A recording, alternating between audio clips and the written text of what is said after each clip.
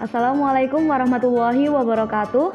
Perkenalkan, nama saya Toyurotun Nisa dari Prodi PAI semester 5, mahasiswi Universitas Islam Negeri Sunan Ampel, Surabaya. Di sini saya akan menjelaskan mengenai punishment pembinaan kedisiplinan peserta didik. Berbicara mengenai punishment pembinaan kedisiplinan peserta didik, tentunya berhubungan erat dengan yang namanya disiplin. Disiplin secara umum dapat diartikan sebagai pengendalian diri sehubungan dengan proses penyesuaian diri dan sosialisasi. Kemudian, disiplin di sini merupakan faktor positif dalam hidup sebagai perkembangan dari pengawasan dari dalam yang menuntut seseorang ke arah pola perilaku dapat diterima oleh masyarakat dan yang menunjang kesejahteraan dirinya sendiri.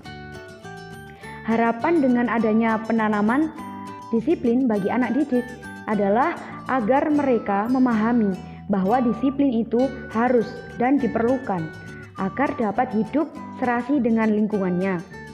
Oleh karena itu, lembaga sekolah harus menggunakan metode-metode disiplin dan pendidik juga harus dapat menunjukkan secara konsisten pada anak didik mengenai tingkah laku mana yang dinilai baik dan tingkah laku mana yang dinilai tidak baik.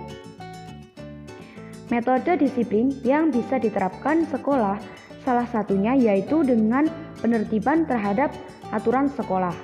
Adapun dengan memberikan hukuman yang mendidik apabila terjadi pelanggaran tata tertib. Dalam menegakkan disiplin, hendaknya pendidik dapat menggunakan cara-cara yang membentuk konsep diri yang positif dan realistis pada anak. Pada video kali ini, saya akan memaparkan lebih dalam lagi mengenai punishment. Ada dua pokok pembahasan, yaitu yang pertama adalah mengenai pengertian punishment dan yang kedua adalah mengenai macam-macam punishment. Adapun Ali Sabri mengartikan punishment atau hukuman adalah tindakan pendidikan yang diberikan secara sadar kepada anak didik yang melakukan suatu kesalahan, agar anak didik tersebut menyadari kesalahannya dan berjanji di dalam hatinya untuk tidak mengulanginya lagi. Sementara itu, Ngalim Purwanto mengatakan bahwa punishment atau hukuman adalah penderitaan yang diberikan atau ditimbulkan dengan sengaja oleh seseorang, bisa orang tua, guru, dan sebagainya, sesudah terjadi suatu pelanggaran atau kejahatan ataupun kesalahan. Dari beberapa pendapat tersebut dapat kita simpulkan bahwa punishment atau hukuman adalah suatu perbuatan yang kurang menyenangkan yang berupa penderitaan yang diberikan kepada siswa secara sadar dan sengaja dengan tujuan untuk mendidik sehingga siswa sadar hatinya untuk tidak mengulangi kesalahannya lagi. Nah, adapun metode punishment atau hukuman dalam Islam itu juga sangat dianjurkan. Mengapa demikian? Karena dengan adanya punishment atau hukuman tersebut, manusia akan berusaha untuk tidak mendapatkan punishment atau hukuman. Dalam agama Islam dikenal dengan larangan dan dosa. Banyak sekali ayat yang menjelaskan tentang punishment atau hukuman.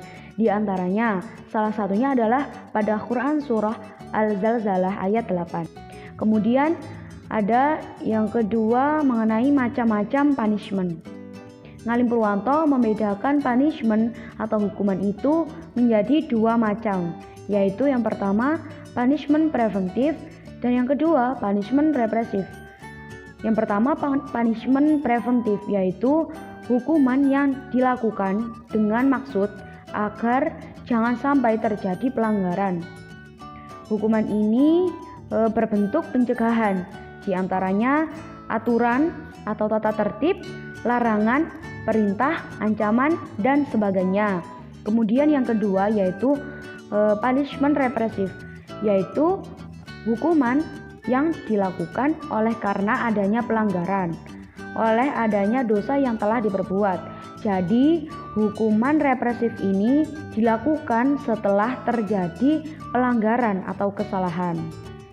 Di antaranya dapat berbentuk hukuman, peringatan, teguran, dan sebagainya. Demikian yang dapat saya sampaikan. Semoga penjelasan tadi bermanfaat bagi kita semua. Saya akhiri, wassalamualaikum warahmatullahi wabarakatuh.